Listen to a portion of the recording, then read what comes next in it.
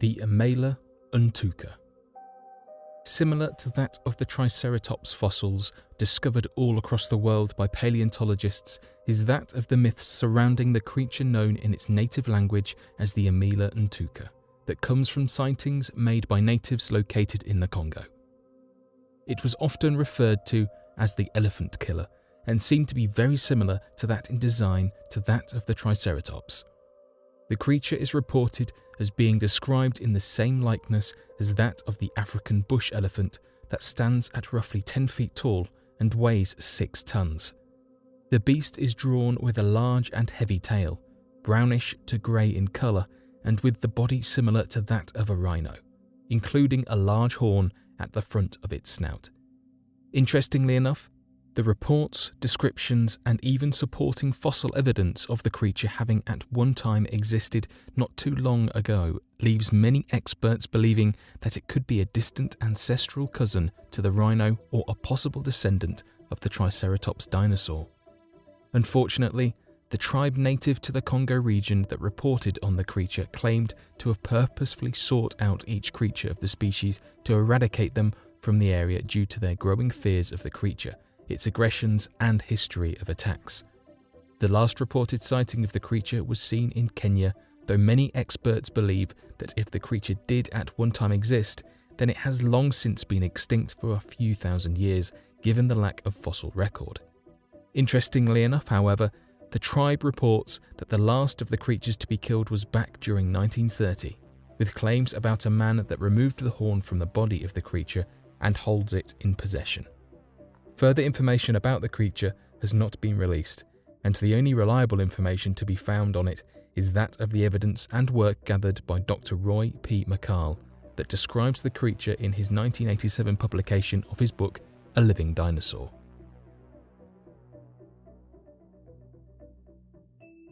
The Georgia Raptor.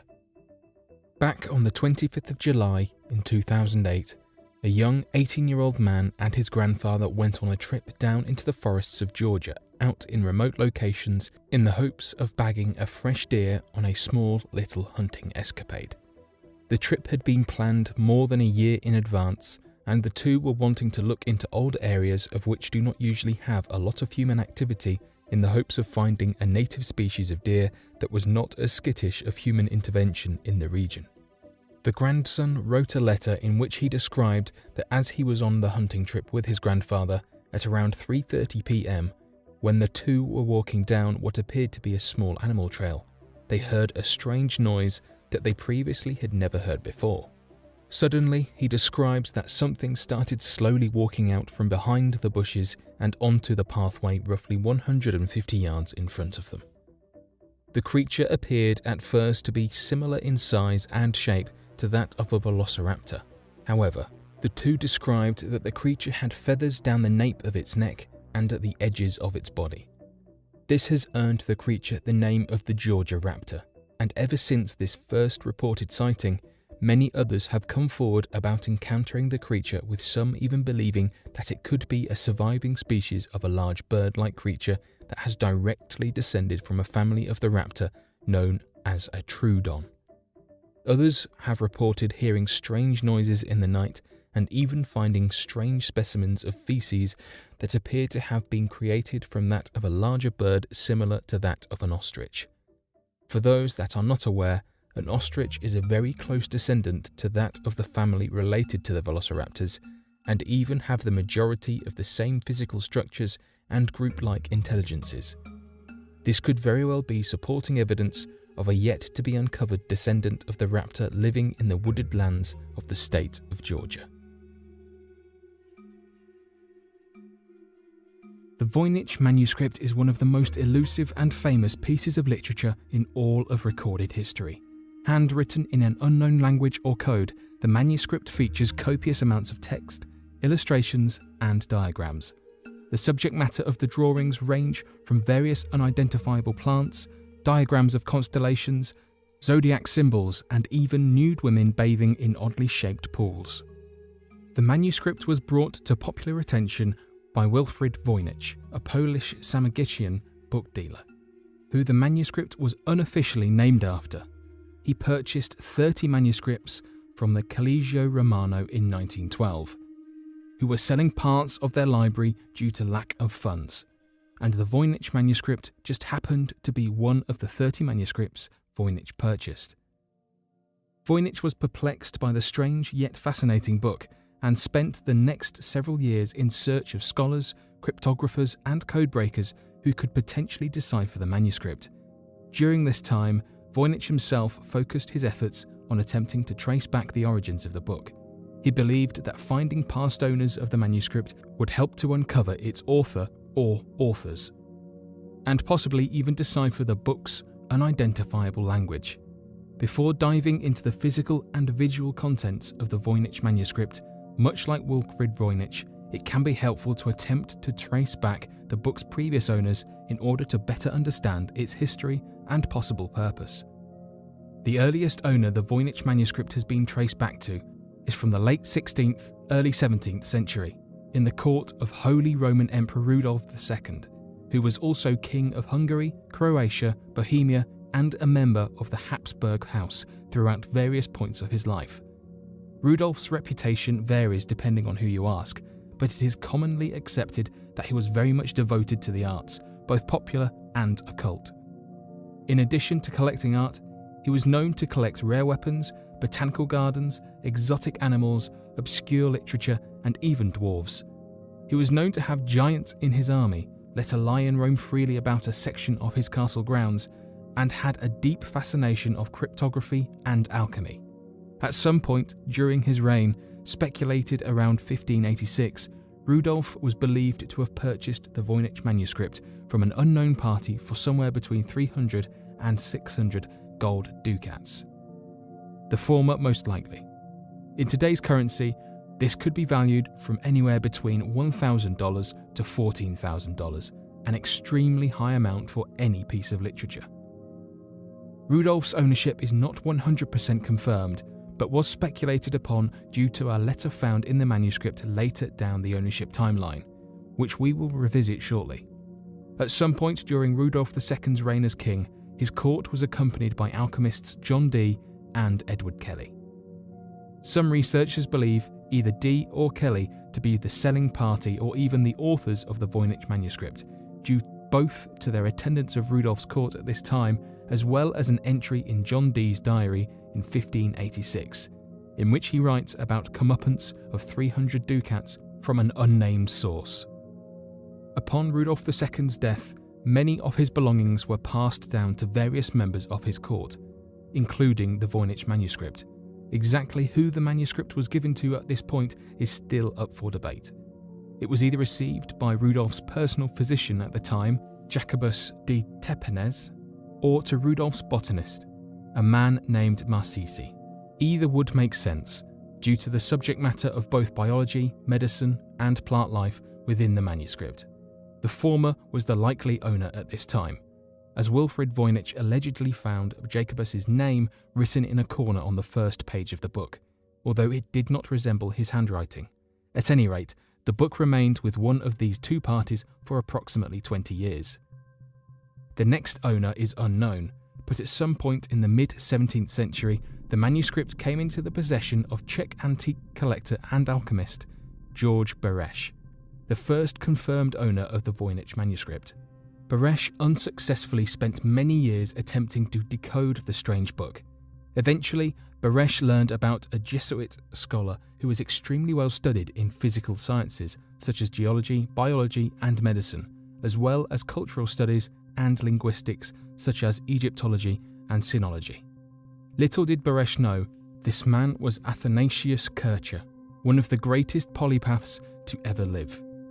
Beresch discovered that Kircher had successfully deciphered a large amount of Egyptian hieroglyphs, and even cartographed a supposed map of the lost continent of Atlantis. Beresch reached out to Kircher, sending him handwritten copies of the manuscript, along with letters in 1637 and 1639, the latter of which was preserved. Kircher did not reply, but was fascinated by the script. He reached out in an attempt to obtain the real copy of the manuscript, but Beresch did not oblige. Upon George Beresch's death, the manuscript was passed to a man named John Marek Marcy, not to be confused with the aforementioned botanist Marcisi, a Bohemian doctor and scientist for the Holy Roman Emperor. Marci spent some time with the manuscript, but later concluded it would be better off in the hands of his longtime friend and colleague, Athanasius Kircher. How ironic. At this point, the year was 1666, and Kircher studied at the Collegio Romano in Italy. Marci sent Kircher the manuscript, along with a letter stored inside the manuscript, which was still inside the book when purchased by Wilfrid Voynich, nearly 300 years later. The letter from Marci states that the manuscript was apparently authored by Roger Bacon, a 13th century philosopher and astronomer. His reputation was very highly regarded by those who studied alchemy at this time, so his authorship was not entirely irrational. The letter also reads that Marci's friend, Bohemian lawyer and writer Raphael Nischowski, who also served under Rudolf II, claimed that Rudolf purchased the manuscript for 600 gold ducats. Perhaps Dee and Kelly split this amount, and the deal was made sometime before 1611, perhaps by German book dealer Karl Weidmann, who was known to sell books to Rudolf in the late 16th century. In the end, Athanasius Kircher was unable to decipher the Voynich manuscript and came to the conclusion that the text was a universal language, maybe at some point understood by the entire world's population, or perhaps meant to be understood by all living and non-living beings and objects. This claim is largely conceptual and often disputed because although Kircher was an accomplished polymath, his decipherment of the Egyptian hieroglyphs were later found to be incorrect. Upon Kircher's death, the Voynich manuscript remained in the library of the Collegio Romano for the next 200 years. In 1870, the Papal States were annexed by Victor Emmanuel II of Italy. The government chose to take much of the church's property, including some of the Collegio Romano's library. Before this happened, some of the literature was transferred to various faculty members at the time, including Kircher's collection, which held the manuscript. The book was acquired by Petrus Beck, the then head of the Jesuit order and rector of the Collegio Romano.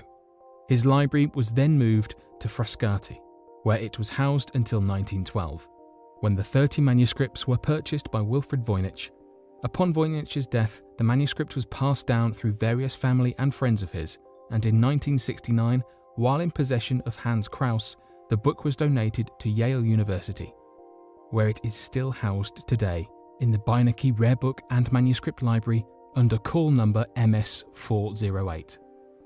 Although much of the Voynich manuscript's background has been at least partly uncovered, much of the book remains a mystery. In 2009, the manuscript's vellum, a type of paper, was dated back to the 15th century, sometime between 1404 and 1438, using radiocarbon dating. Scholars believe it could have possibly been written in northern Italy during the early Italian Renaissance, and the language could possibly have Turkish or Hebrew origins.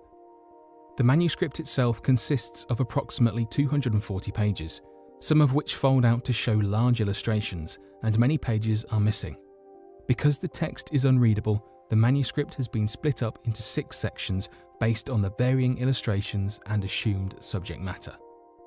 Number 1. Herbal. 112 pages. This section contains 1 to 2 illustrations of plants and flora per page, accompanied by paragraphs of text. None of the plants are 100% identifiable. 2. Astronomical. 21 pages. This portion is made up of circle-shaped diagrams similar to those found in the fields of astrology and astronomy. Some of these diagrams show stars, suns, and even moons. One collection of diagrams shows 12 symbols for the zodiac constellations, as in a pair of fish for Pisces, a bull for Taurus, and so on. 3. Biology. 20 pages. Also referred to as the anatomical section, this portion is made up of large blocks of text, with various smaller drawings, mostly of nude women bathing in pools or tubs, connected to elaborate plumbing systems, which were later believed to resemble various human organs and body parts, namely those of the female type. 4. Cosmological. 13 pages. This portion is made up of more circular diagrams, similar to those found in the astrological section, but far more obscure. This section contains a popular fold-out illustration, known as the Rosette's Folio. This fold-out shows 9 islands connected by what appear to be causeways, accompanied by what may be castles and a volcano. 5. Pharmaceutical, 34 pages. This part is made up of isolated plant parts, such as roots, leaves, seeds, and so on. Drawings of what appear to be apothecary jars are also present, accompanied with text. 6. Recipes, 22 pages. This section is full of pages of text, but broken into step-by-step sections. Some pages are text only, and therefore uncategorized. One of the biggest mysteries behind the Voynich manuscript lies in its purpose. Although still unknown, many experts believe the book was meant to serve as a pharmacopoeia, or a technical book covering subject matter like medieval sciences, early modern medicines, and even alchemy. Other researchers believe the solution behind finding the manuscript's purpose lies in the path of finding the true author. Some of the more popular theories for who created the manuscript include Roger Bacon, John Dee, or Edward Kelly, Giovanni Fontana, or Wilfrid Voynich himself. If Roger Bacon did indeed write the manuscript, it would make sense that John Dee at the very least sold the Voynich to Rudolph II, as Dee was known to have a large collection of Bacon manuscripts. However, none of Dee's diaries mention Rudolph even once. Others believe Dee and Kelly created the manuscript on a whim in an attempt to acquire some easy funds from Rudolph, and started the rumour about Bacon being the true author. Other researchers believe the same to be true about Wilfrid Voynich. Being an established book dealer, one can assume a book by the great Roger Bacon would be worth a great deal of money, and he could have fabricated the letters found inside the manuscript. Although the vellum was carbon dated, the ink was not. Another theory was that 15th century Italian engineer Giovanni Fontana was the true author. Many of the illustrations in the manuscript bear some resemblance to some of his other works, and in his book Secret of the Treasure Room of Experiment in Man's Imaginations, Fontana talks about using encrypted languages along with ciphers used to decode them. While some seek to find the manuscript's creator, others focus on attempting to decode the text within its pages. It is believed that the text is either a code-based message that needs to be deciphered by using some type of letter-based or number-based cipher, that of which has still not been found. Others believe the text are actually coded messages, whereas one would use a stencil to cover up portions of the page to reveal characters from an actual known language, blocking out the noise text. The issue is, there could be a different stencil required for each page, which could have been made randomly on a whim by the author when the manuscript was written. Some researchers have found that much of the text is actually made up of commonly used shorthand, often used by scholars during that time period. Upon recreating the text into full language, the contents did not make much sense, likely ruling out this theory. There have been a number of people throughout time claiming to have decoded the manuscript. However, none have been 100% confirmed. Perhaps the Voynich was a medicine book written in a lost language by a lost civilization, or maybe its contents come from outside of our Earth. It is also a possibility that the book is complete nonsense, used to get some quick cash. Until more history is uncovered, or code-breaking technology advances, the Voynich manuscript will remain one of the most unexplainable literary mysteries the world has ever seen. Relics. On their surprise, after a bit more search, they found the mummified remains of a 198cm tall man with red hair. Aside of this red-headed mummy, they also found a 38cm sandals which appeared to be used by a rather large person, maybe even a giant. This entire cave has been turned into an archaeological dig site, and many strange things have been found after a longer research. People connect this entire site with a Patri legend about red-headed freckled-faced cannibals, Sitai Kars. The original red-headed mummy that had been found is now destroyed, which makes this story impossible to actually prove. Luckily, some people did not give up, and they still believe that the Sitai Kars were real. If this story really is true, this would mean that the Sitai Kars were a group of violent European explorers. Stoneways to Sri Lanka. Many Indians grow up hearing the story of Ramayan, which is an ancient Hindu poem that spoke of a magical bridge being constructed from large, floating stones that stretched from the southern parts of India all the way to the northern part of Sri Lanka that was placed by the Hindu god Rama. What is absolutely mysterious about this claim is that no evidence of stones had been found until new state-of-the-art NASA satellites looked towards the region of northern Sri Lanka to notice large stones resting on the sandbar underwater that stretched 30 miles from Sri Lanka to the southern part of India, connecting the massive land masses. Researchers immediately began carbon dating the stones in an effort to better understand the time frame of the formation stones and whether or not they had formed naturally. This theory was almost immediately proven to be false, as evidence of carbon dating showed that the stones had been placed in that location artificially, given the fact that the large stones on top of the sandbar were an older material than the sand beneath it, leading research scientists to believe that the rocks were carved from different areas and moved to that location by ancient people. The ability for the ancestors of the region to have constructed a massive 30-mile megalithic structure of stones weighing thousands of tons appears to lead many to believe that the ancients had advanced technologies that we could not fathom today. Even more interesting are all the ancient Hindu accounts of the bridge and the gods forming these magical pathways via flying machines they would ride on. The Oak Island Money Pit. Dubbed by researchers, archaeologists, historians and treasure hunters alike as the last great unsolved mystery of the modern era, the Oak Island Money Pit is a conspiracy of claims and reports that spanned centuries and historical references that led to the overall belief and finding that Oak Island in Nova Scotia may house a collection of the greatest treasures the world has ever seen. Though the existence of treasure in the region is still up for debate, there is a substantial amount of evidence relative to the proof of buried riches and hidden artifacts. Among these supposed artifacts are supposed Shakespearean manuscripts, the jewels of Mary Antoinette, and religious artifacts that range from gold hidden by the Catholic Church and even reports of the fabled Ark of the Covenant hidden by the Templar Knights in the region.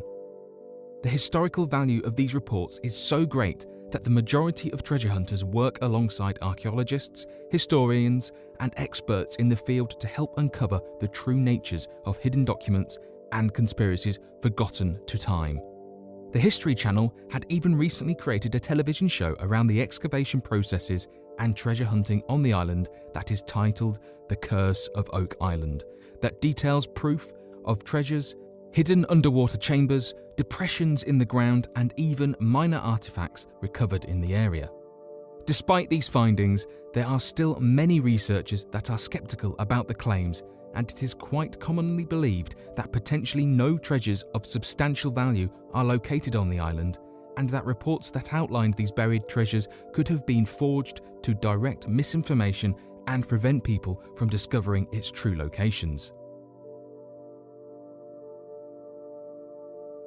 The United States military base known as Area 51 is known across the world as being a hotspot of alien conspiracy, as well as a possible research base housing extraterrestrial spacecraft and attempting to work at reverse engineering further alien technologies that have been recovered by the United States military. What many alien enthusiasts are not aware of, however, is that the United Kingdom has its very own version of Area 51. Rudloe Manor has been shrouded in mystery since its use with the United Kingdom military operations, mysteries that have only deepened as new evidence and theory comes to light. So today, we will be exploring the vast complex conspiracy surrounding Rudloe Manor, also known as the United Kingdom's Area 51. The history of Rudloe Manor started from very humble beginnings. Originally created as a Bathstone mining station, the area that would later be Rudloe Manor was worked and designed to mine Bathstone from the region to be used in massive building projects, utilising the material and its ability to be cut in any direction, a property that other layering stones do not have. This led to larger scale projects and cheaper means of production, which worked to help build hospitals, different forms of housing and other major construction projects across the United Kingdom. It was not until the start of World War II that Rudloe Manor gained its use in military operations, as the tunnels from the existing Bathstone mine was a prime location to store ammunitions and other material after the relentless strategies by the Nazi regime that led to massive bombings of above-ground facilities. These tunnels and further large caverns that burrowed deep into the ground and helped to create a safe and stable natural bunker was merely used as a central ammunition depot at the start of the war, but soon the area found itself to be a major control centre used by the Royal Air Force. This led to the creation of further operations within the underground facilities of the Rudloe Manor in 1940 that included the operations room, the filter room, and then finally the shadow factory. It is this collection of rooms that would later lead to the formation of an alien research base after the end of World War II. The operations room was essentially used as a military command centre, establishing covert protocols on the handling of sensitive information and issuing out military commands to the Royal Air Force and establishing secret clandestine projects. The filter room acted as an intelligence filter, hence where it got its name, that served to establish a complex sorting system that helped to provide intelligence regarding enemy operations and further sensitive information and documents with such a secure filtering system that no leaks of information would have ever been possible from this filter room. These two rooms, however, dwarf in comparison to the importance of the shadow factory. The factory was originally established under the belief that a secret underground facility with the ability to create aircraft was necessary in the event that the Nazi forces continued their bombing assaults and destroyed factory productions of aircraft. This led to the creation of a complete underground facility with the incredible ability to produce entire aircraft in an assembly line from nothing but raw materials deep underground. Though the factory was claimed to have never been in operation, this would soon change during the 1950s. After what alien enthusiasts refer to as a definitive UFO incident, Rudloe Manor was then seen as a hotspot for alien activity and a control centre for further investigations. This incident occurred as Royal Air Force pilots returned from a bombing raid and encountered unidentified flying objects. Though the details around this incident are unknown, released reports provide further information claiming that Winston Churchill himself asked for the event to be covered up to prevent mass panic. This would develop into its own team of investigators from the Joint Intelligence Committee at Rudloe Manor, and within the operations room as weekly reports would be filled regarding the presence of extraterrestrials and the military's involvement. Further leaked information began spreading that the underground shadow factory soon became used as a potential reverse engineering facility, as the Royal Air Force had supposedly recovered a crashed alien spaceship that was being studied and held in the underground facility. Interestingly enough, these rumours are further confirmed by the James Bond equivalent of the alien world, Nick Pope, who used to work for the British Ministry of Defence and was tasked by the government to study and gather further information and research relative to unidentified flying objects, the alien presence, and their potential threat to national security.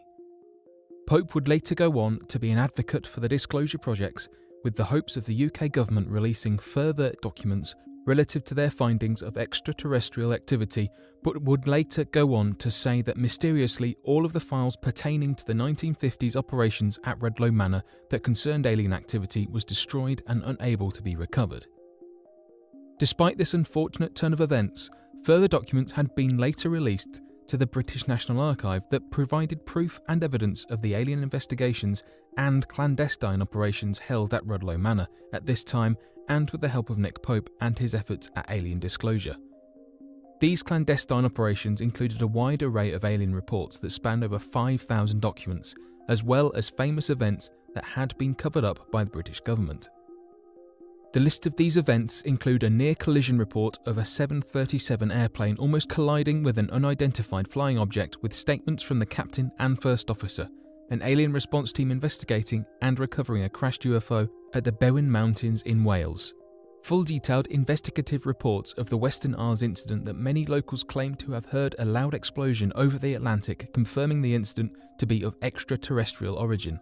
The 14 minutes of supposedly missing footage from the Blue Streak missile test launch that shown evidence of a craft landing and the presence of a spaceman as described in the report, and many other incredible discoveries that seemed too frightening to be true. Of course, these reports and their details would lead many conspiracy theorists and alien enthusiasts to begin referring to Rudloe Manor as the UK's Area 51, and as a potential command centre for black budget operations that would soon go above the clearance level of even the highest officials in the military, British government, and clandestine operations. As much as people might argue that this would be a stretch, the logistics and developments that had already been established at Rudloe Manor were more than prepared to undertake such a project and to become a completely self-reliant facility and factory capable of its own research, production, and testing. What many critics and skeptics of this idea do not realise is the extent of the size and ability of Rudloe Manor's vast complex tunnel systems. The underground tunnels and facilities make up more than 2.2 million square feet. To get a sense of this scale, one should look towards one of the biggest warehouse production facilities in the world, Amazon's fulfillment centre. 2.2 million square feet is more than twice the size of Amazon's fulfillment centre, which works to be a massive warehouse that produces and houses the endless goods available on Amazon available worldwide. Now imagine that level of production completely underground, self-sufficient and twice as massive, with a budget of the British military, additional black budget spending and an endless amount of Royal Air Force engineers that are capable of doing the impossible. The potential is nearly limitless. Now, if we take into account the past 70 years and the massive amount of reports that total over 5,000 documents and investigations, that would mean the facility had the ability to investigate and report roughly once every 5 days on top of the additional clandestine operations that existed throughout this time and the usage of the manor for sensitive intelligence and military operations. These reports are also only made up of the surviving documents and shared intelligence with the National Archive that are still around from that era. According to various sources and those within the intelligence community, many other reports, investigations, and further informational documents had been destroyed to prevent any further leaked information, which could mean an additional tremendous amount of evidence for the search of alien activity and alien disclosure that are lost forever. The scale of this performance had to have already been massive and well underway. It is also important to remember that information at the Rudloe Manor went through high levels of filtering processes, and so forged documents would not have been created or stored at the facility. Many skeptics claim that the released documents supplied to the National Archive are merely bogus documents that work to spread misinformation amongst the general public. However, given the strict protocols that had already existed amongst the Joint Intelligence Committee and further witness accounts from ex-British Ministry of Defence Nick Pope, this seems to be the most improbable explanation for the release of these 1950s documents and archived information. What is even more interesting about this case is that even though Site 1 of the Rudloe Manor base has been decommissioned and no longer within military use, the Site 3 buildings along with the vast underground tunnel complex is still used and hidden by the British government and Royal Air Force. These tunnels were stated as being repurposed with the ability to house British politicians and other high-clearanced personnel during the event of a nuclear strike and be completely self-reliant and independent with vast established systems to live indefinitely underground. This could be further confirmation of the abilities of the Shadow Factory and its potential of vast production, self-reliance, and pre-existing infrastructure spanning nearly 7 decades of developments. Why do we dream? Similar to the question previously asked, dreaming is all the more of a mystery to scientists, along with the mechanisms of sleeping. In fact, there is a whole field of study in the world of science called oneirology that is dedicated to attempting to work to understand the exact reasons for why dreams themselves even exist. Research into this field of study include the exploration of the mechanisms of dreaming, the influences on dreaming, and disorders linked to dreaming. What is all the more interesting into this study is the work made towards understanding the electric stimuli of the dreaming world and advancements made in understanding dream cycles and the discovery in recent times of the rapid eye movement, which is a specific moment in dreaming that a dreaming patient's mind is similar to that of a waking mind.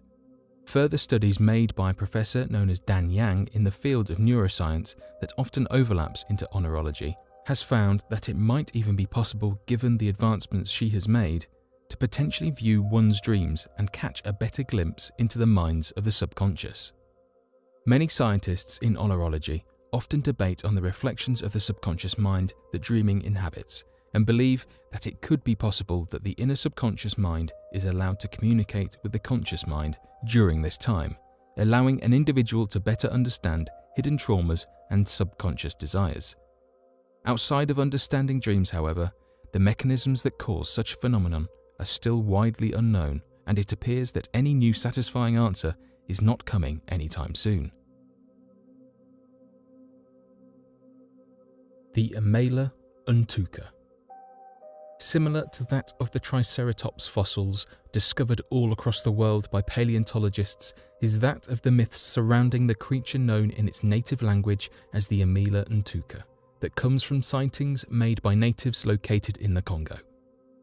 It was often referred to as the elephant killer and seemed to be very similar to that in design to that of the Triceratops. The creature is reported as being described in the same likeness as that of the African bush elephant that stands at roughly 10 feet tall and weighs 6 tons. The beast is drawn with a large and heavy tail, brownish to grey in colour, and with the body similar to that of a rhino, including a large horn at the front of its snout. Interestingly enough, the reports, descriptions, and even supporting fossil evidence of the creature having at one time existed not too long ago leaves many experts believing that it could be a distant ancestral cousin to the rhino or a possible descendant of the Triceratops dinosaur. Unfortunately, the tribe native to the Congo region that reported on the creature claimed to have purposefully sought out each creature of the species to eradicate them from the area due to their growing fears of the creature, its aggressions and history of attacks. The last reported sighting of the creature was seen in Kenya, though many experts believe that if the creature did at one time exist, then it has long since been extinct for a few thousand years, given the lack of fossil record. Interestingly enough, however, the tribe reports that the last of the creatures to be killed was back during 1930, with claims about a man that removed the horn from the body of the creature and holds it in possession. Further information about the creature has not been released, and the only reliable information to be found on it is that of the evidence and work gathered by Dr. Roy P. McCall that describes the creature in his 1987 publication of his book, A Living Dinosaur.